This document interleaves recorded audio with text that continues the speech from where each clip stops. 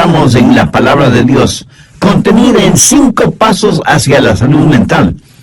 Y es posible que usted los esté necesitando. A muchos de nosotros nos hace falta una fórmula espiritual para enfrentar la depresión, luchar contra la ira, saber qué hacer con los resentimientos, la autocomiseración, la preocupación y el miedo. Y los versículos que hoy voy a compartir con usted no son el producto de algún retórico profesor detrás de un escritorio que ha leído sobre el asunto, y eso lo transmite a los demás. Estas son las palabras que el apóstol Pablo las escribió estando en una cárcel romana, pero al leerlas da la impresión de que estuviera en un hotel de 5 estrellas. Uno hasta esperaría que él se despidiera diciendo, desearía que estén aquí. Estoy seguro que usted estará pensando, bueno, ¿y eso qué tiene que ver conmigo? Amigo, escúcheme. Hay más de una clase de prisión. Barras metálicas pueden hacer una prisión, pero hay otras cosas que forman prisiones y muchos de ustedes están viviendo en mazmorras de desesperación. Otros están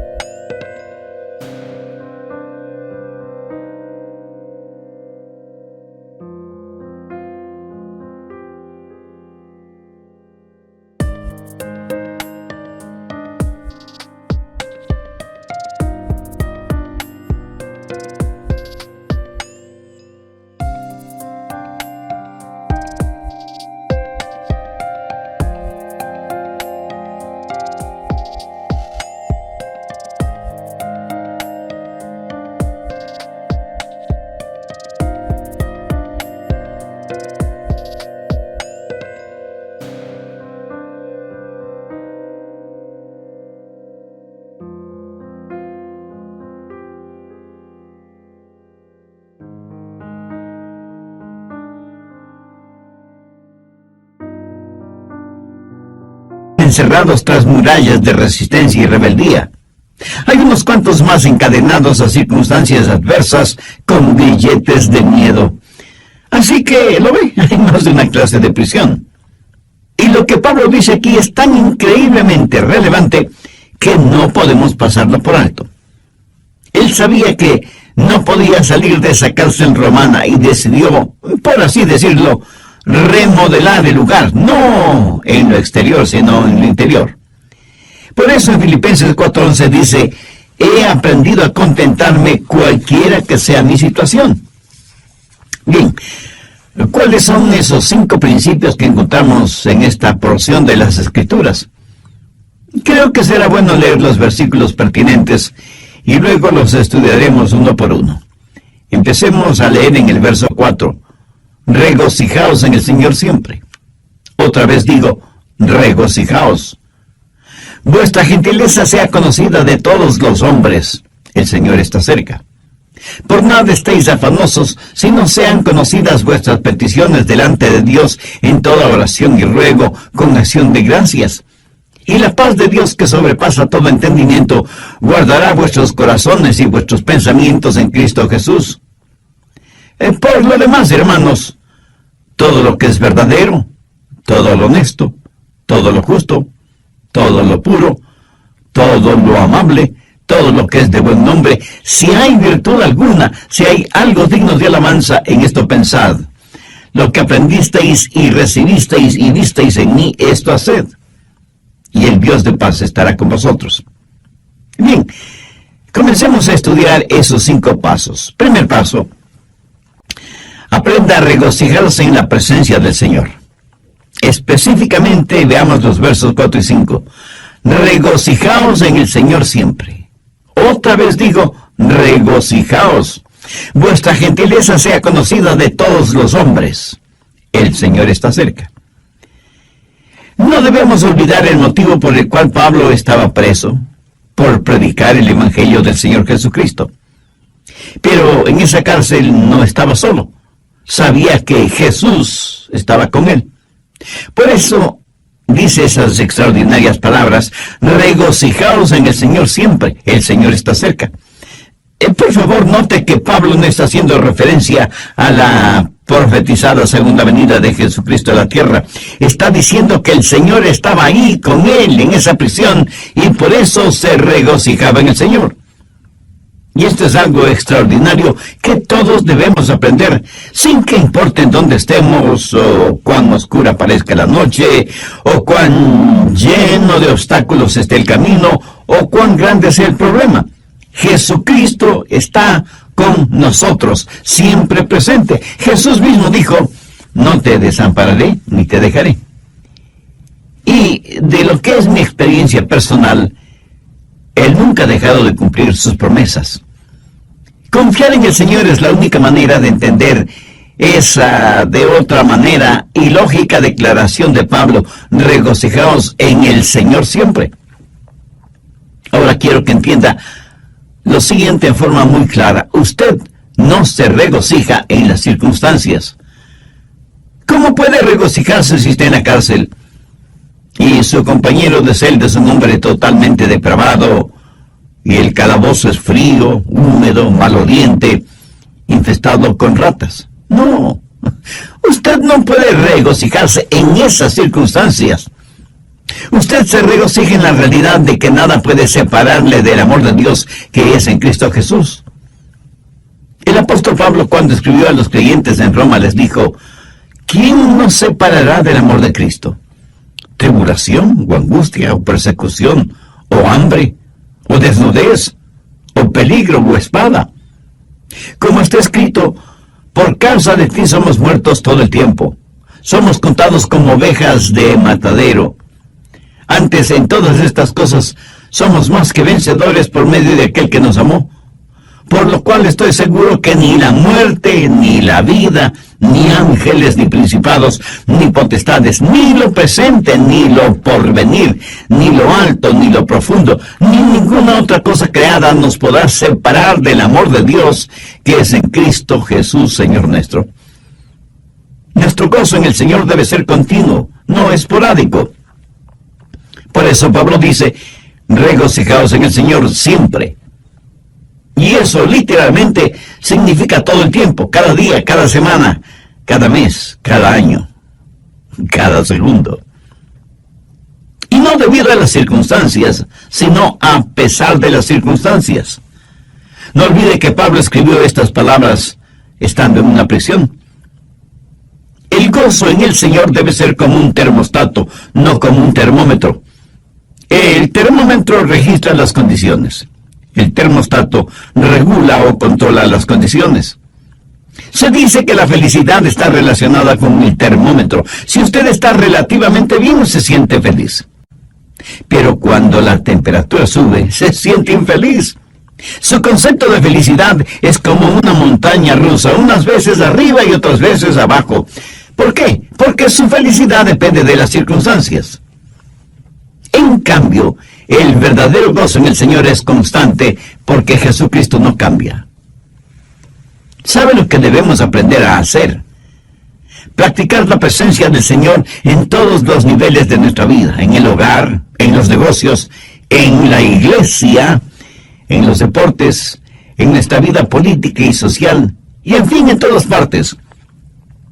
Y cuando digo practicar la presencia del Señor, quiero decir el entender, el saber que Él está ahí a pesar de todo y sobre todo.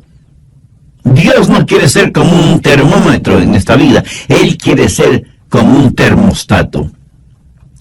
Por favor, busque el libro de Habacuc.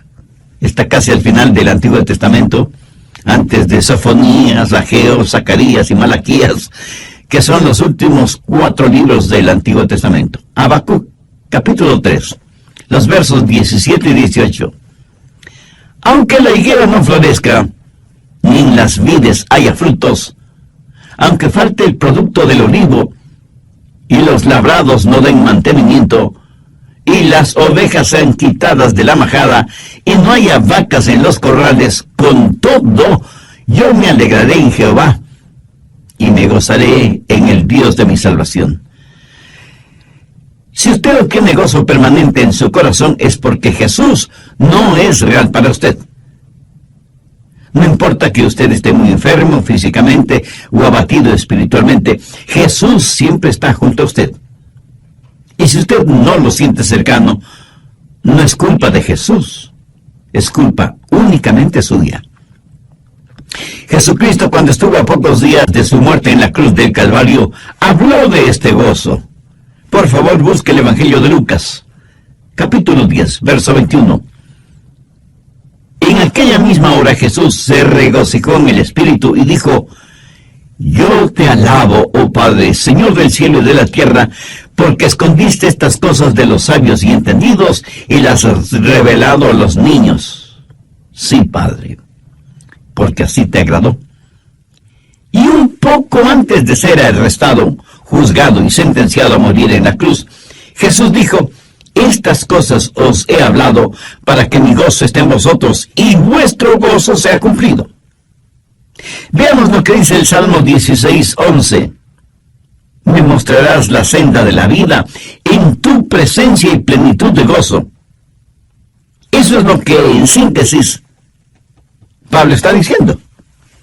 Aunque lo habían puesto en la cárcel y estaba fuertemente encadenado, no pudieron hacer lo mismo con el Cristo resucitado que estaba con él en esa prisión.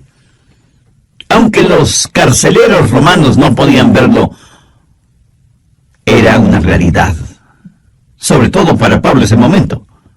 Regocijaos en el Señor siempre. Entonces el primer paso es regocijarse en el Señor. Si usted quiere tener una buena actitud mental, encuentre su gozo en el Señor, no en las circunstancias. Porque las circunstancias cambian, pero Jesús nunca cambia. Mírelo, considérelo, contémplelo, ámelo. Encuentre su gozo en Él. Segundo paso, confíe en el poder del Señor. No solo que debe regocijarse en la presencia del Señor porque Él está junto a usted, sino que debe confiar, debe depender del poder del Señor. En el verso 6, Pablo dice: Por nada estéis afanosos, si no sean conocidas vuestras peticiones delante de Dios en toda oración y ruego con acción de gracias. Ahora, ¿qué quiere decir el apóstol? Que si usted tiene un problema, debe contárselo a Dios. Y ya sé que algunos de ustedes inmediatamente me estarán diciendo: pero pastor, si es verdad que Dios lo sabe todo, ¿por qué debo contarle mi problema? Mi amigo, usted le cuenta sus problemas a Dios para beneficio suyo, no de Dios. Cuando usted le cuenta su problema, está demostrando que depende del poder de Dios para solucionarlo, y no de su propia sabiduría o fortaleza. Además, note que Pablo dice que debemos hacer conocer nuestros problemas a Dios en oración y ruego con acción de gracias. O sea, usted no está simplemente informando a Dios sobre sus problemas, sino que los presenta como parte de su oración y ruego, agradeciendo a Dios que le está escuchando. No viva extremadamente preocupado por nada. Una de las emociones más devastadoras que puede atacarle es la preocupación. Ya lo he mencionado en otros mensajes, pero creo que bien vale la pena repetirlo este momento. La preocupación hará en su mente lo mismo que la arena hace en un motor. Lo destruye. Si usted es dado a la preocupación extrema, no es nada mejor que un alcohólico, un drogadicto, un fumador o un jugador. La misma palabra preocupación conlleva la idea de división, de algo que se desgarra. En un lado está la mano de la esperanza, y en el otro lado está la garra del miedo. Y usted, estando en la mitad, prácticamente se desgarra entre la esperanza y el miedo. En el capítulo 6 de Mateo, el Señor Jesús enfáticamente nos advierte contra la preocupación. Mire lo que dice el verso 27. ¿Y quién de vosotros podrá, por mucho que se afane, añadir a su estatura un codo? Esa frase, por mucho que se afane, no significa otra cosa que por mucho que se preocupe. Y la preocupación, francamente, no sirve absolutamente para nada. Bueno, en realidad, sí sirve para algo. Sirve para preocuparnos. Pablo dice que no debemos estar afanosos, o sea, ansiosos, preocupados en demasía por cosas que son futuras, distantes y sobre las cuales no sabemos realmente nada. Preocuparnos no nos hace ningún bien. La preocupación es como una silla mecedora, nos da algo en qué pensar, pero no nos conduce a ninguna parte. Los psicólogos del comportamiento humano dicen lo siguiente sobre la preocupación. 40% de aquello por lo cual nos preocupamos nunca llega a suceder. 30% ya ha sucedido. Y la preocupación nada puede cambiar. 12% es una preocupación innecesaria para usted. 10% de nuestras preocupaciones son de variada índole, por lo cual no necesitamos preocuparnos. Y solo, escuche, y solo el 8% del resto se podría considerar digno de preocupación. Pero aún este grupo se subdivide en dos categorías: los que pueden hacer algo al respecto y los que no pueden hacer absolutamente nada. Ahora, si usted puede hacer algo al respecto, pues hágalo. Y deje de preocuparse. Y si no puede hacer nada, su preocupación no va a cambiar nada. Así que deje de preocuparse. Por cada mal debajo del sol, o hay una cura o no lo hay. Si la hay, búsquela hasta encontrarla. Y si no la hay, pues mi amigo, olvídese del asunto.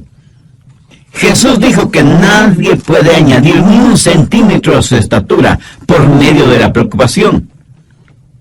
Ese gran escritor norteamericano que fue Mark Twain dijo: soy un hombre viejo que he tenido muchas preocupaciones, la mayoría de las cuales nunca sucedieron. La preocupación es inútil y hasta una pérdida de tiempo. Mire lo que Jesús dijo en Mateo 6:34. Así que no os afanéis, o sea, no os preocupéis por el día de mañana, porque el día de mañana traerá su afán, o sea, su propia preocupación. Basta cada día su propio mal. Lo cual quiere decir que cada día llega con su propia carga de preocupaciones.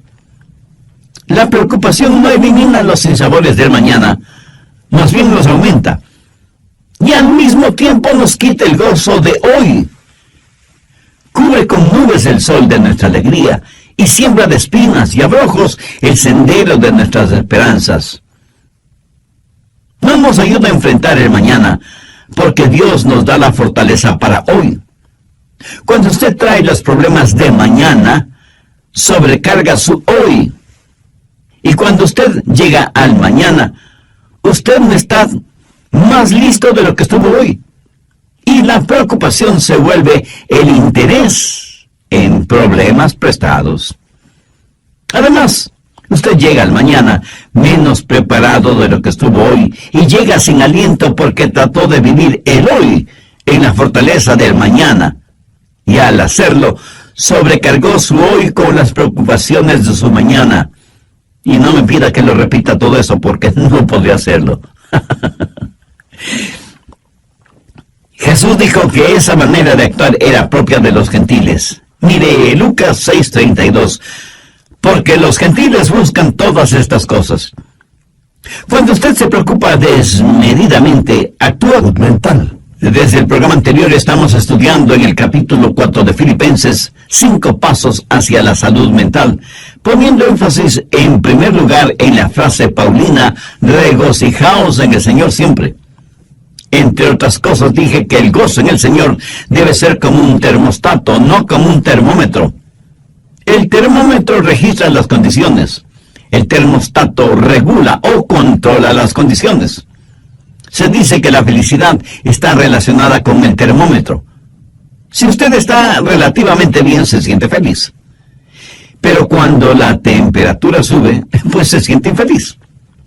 Su concepto de felicidad es como una montaña rusa, unas veces arriba y otras veces abajo. Su felicidad depende de las circunstancias. En cambio, el verdadero gozo en el Señor es constante porque Jesucristo no cambia. Bien, vamos a continuar con el material para hoy. Aunque no debemos preocuparnos excesivamente por nada, debemos orar fervientemente por todo. Y no faltará quien esté pensando ahora mismo, Pastor Rogers, ¿qué sabe usted de eso? Seguramente nunca ha tenido problemas ni preocupaciones. Mi amigo, permítame decirle lo siguiente. Si pudiera poner sus problemas en un montón y mis problemas en otro montón, y le diera a escoger qué montón quisiera usted tener, le aseguro que sin ninguna duda usted escogería su propio montón. Espero que me haya entendido. Y permítame decirle algo más. Esto de por nada estéis afanosos si no sean conocidas vuestras peticiones delante de Dios, no lo escribí yo, sino el apóstol Pablo, por inspiración divina. Así que la cura, el remedio para los afanes y preocupaciones, es sencillamente el orar a Dios, que está junto a usted, y que nunca le dejará. Oración que le dará poder, provisión y paz. En una revista encontré el siguiente pequeño artículo y dice: me encontré con Dios en la mañana cuando comenzaba el día, cuando su gloria llegaba hasta mi pecho con la salida del sol. Durante todo el día su presencia estuvo conmigo y juntos navegamos en mares tranquilos y tumultuosos. Otros barcos fueron azotados y barridos por la tormenta, pero los mismos vientos que ellos enfrentaron se transformaron en suave brisa frente a nuestro barco, porque Él estaba conmigo. Y pensé en otras mañanas, con gran remordimiento, cuando aflojé las amarras y me alejé de su presencia. Así que creo que conozco el secreto aprendido en el sendero de los problemas. Hay que buscar a Dios en la mañana, si queremos que Él esté con nosotros durante todo el día.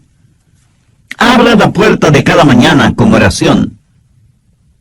Si algo es lo suficientemente grande como para preocuparle a usted, también es lo suficientemente grande delante de Dios y Él le ayudará. Mi amigo, no piense que hay cosas demasiado pequeñas o insignificantes como para dárselas o decírselas a Dios.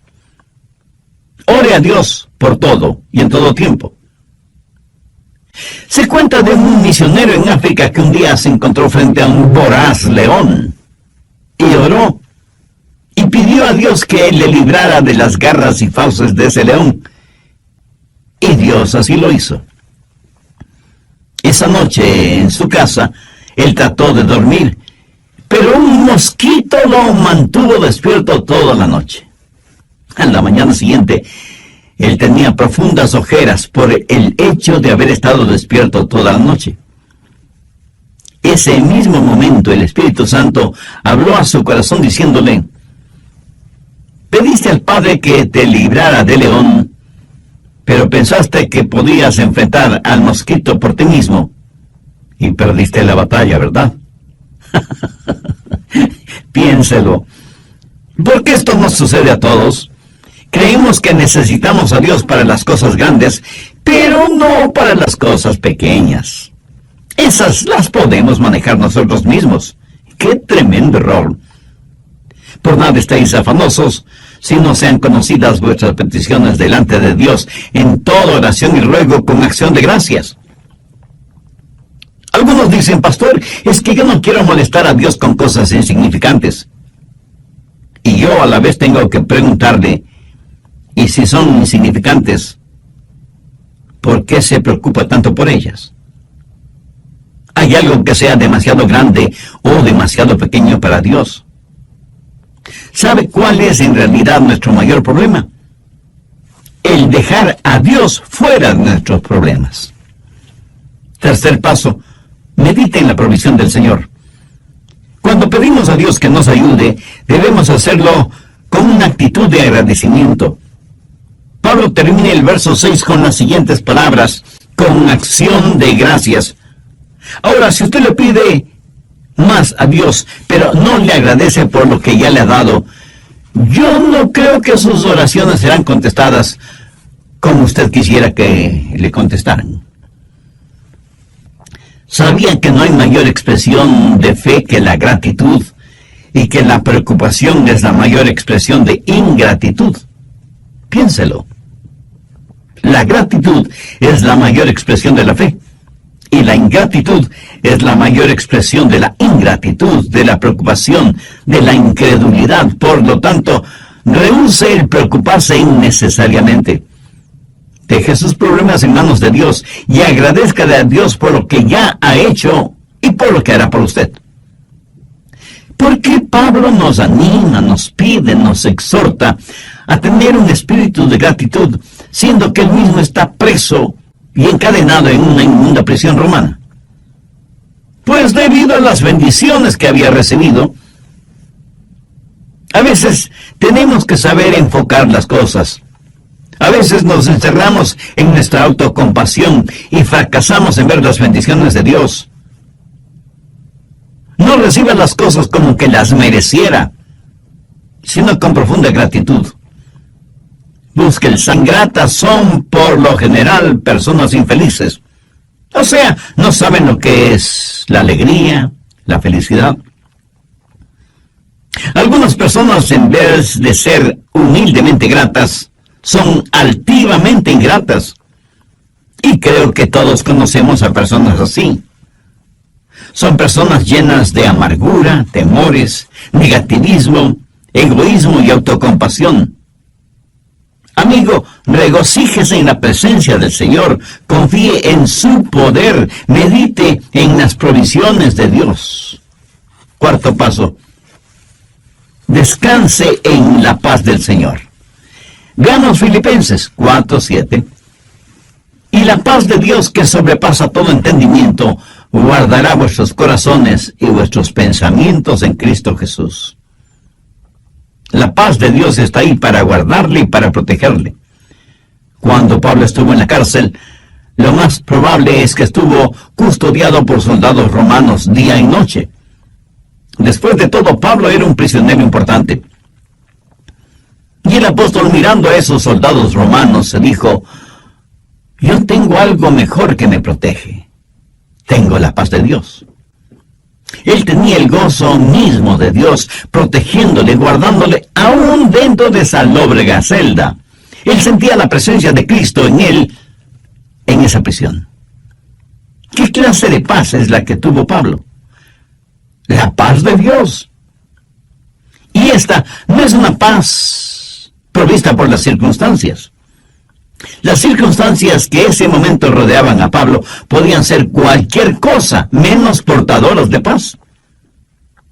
La paz de Dios no es la eliminación de los problemas en la vida, sino el aumento del poder para entender esos problemas. Usted no mantiene esa clase de paz. Esa paz lo mantiene usted. La paz de Dios está muy por encima de lo que podemos entender. No está encerrada en una botella de licor, ni en una hipodérmica con droga. Un doctor no se la puede recetar. Un psicólogo no se la puede proporcionar. Un amigo no se la puede brindar. Lo académico no se la puede enseñar. La religión no se la puede otorgar y ninguna ley se la puede dar. Usted la obtiene directamente de Dios. El Señor Jesús dijo: la paz os dejo, mi paz os doy. Yo no os la doy como el mundo la da. No se turbe vuestro corazón ni tenga miedo. Mi amigo, esa es nuestra herencia. La paz que el mundo no puede dar es la paz que el mundo no nos puede quitar. Encuentre su paz en Jesús.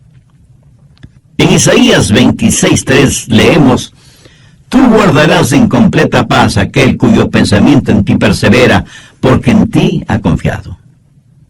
Quinto paso: reflexione en los propósitos de Dios.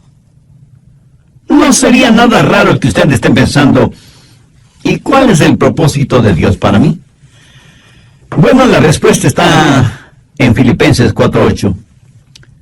Por lo demás, hermanos, todo lo que es verdadero, todo lo honesto, todo lo justo, todo lo puro, todo lo amable, todo lo que es de buen nombre, si hay virtud alguna, si algo digno de alabanza, en esto pensad. Usted puede escoger sus pensamientos como escoge a sus amigos, o sea, podemos y debemos ser selectivos tanto en lo que permitimos entrar en nuestra mente y en los amigos que tenemos. Si usted quiere poner en su mente basura intelectual o religiosa o moral, pues está en la libertad de hacerlo. Pero el otro lado de esa moneda es que si usted quiere poner en su mente pensamientos honestos, justos, puros, agradables y positivos, está también en la libertad de hacerlo. ¿Cómo puede pensar en todo lo que Pablo dice en el verso 8? ¿Cómo puede dejar de pensar en las cosas incorrectas? Pues pensando en las cosas correctas. Sencillo, ¿no le parece? Ya lo he dicho varias veces que Dios nos ha hecho en tal forma que es imposible que tengamos dos pensamientos diferentes al mismo tiempo en nuestra mente. Así que si está pensando lo que debe estar pensando, no tendrá tiempo para estar pensando en lo que no debe estar pensando. Mi amigo, ese es el mejor remedio para los malos pensamientos. Si usted está pensando en las cosas correctas, le aseguro que le será imposible pensar en las cosas incorrectas al mismo tiempo. Ahora, Pablo no está hablando acerca de hechos, sino acerca de la verdad, de la honestidad, de las cosas que son puras, que no son torcidas. No se solace mirando pornografía y toda clase de cosas impuras, lujuriosas, sexuales. Dios es un Dios que nos ha creado con la capacidad para apreciar la pureza, la belleza. Es increíble que la gente puede estar rodeada de cosas hermosas, pero no las ven.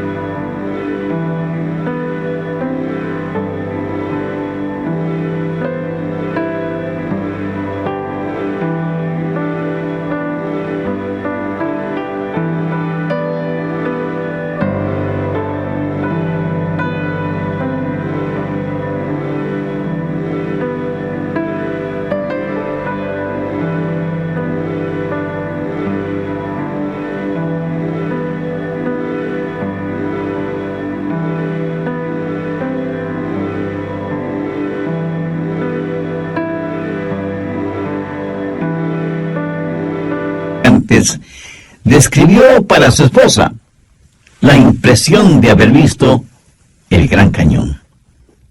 Mientras tanto, el pequeño niño le escribió a su mamá y simplemente le dijo: ¿sabes qué, mamá? Hoy escupí en el Gran Cañón y mi saliva viajó casi 2 kilómetros hacia abajo. ¿Lo ve? Usted puede estar rodeado de belleza y no verla. Pablo dice, todo lo que es de buen nombre. ¿Sabe usted que se puede acostumbrar a tener un mal nombre, pero asimismo sabe que puede tener un buen nombre? Escúcheme, aunque la epístola a los filipenses fue escrita en una prisión, no huele a cárcel, huele a cielo. Uno casi siente el deseo de haber estado con Pablo en esa prisión. En el verso 11, él prácticamente dice, hermanos, no sientan pena por mí. ¿Por qué? Porque he aprendido a contentarme cualquiera que sea mi situación. Y nos asegura que si nosotros procedemos de la misma manera, tendremos la paz de Dios en nuestro corazón. Esta experiencia en su vida le dio a Pablo la autoridad para decir lo que dice en el verso 9, lo que aprendisteis y recibisteis y oísteis y visteis en mí, esto haced, y el Dios de paz estará con vosotros. Mi amiga, Mi amigo, si usted sigue estos 5 pasos, o sea, los efectiviza, los hace realidad en su vida, usted tendrá la clase de salud mental y la actitud que un genuino creyente debe tener. Pídele a Dios que le ayude a entender que Él siempre está cerca. Pídale que le ayude a regocijarse en el Señor a pesar de las circunstancias. Ponga en las manos de Dios sus problemas y permita que Él le proteja y le cuide, porque Él así quiere hacerlo. Y todos debemos pedir a Dios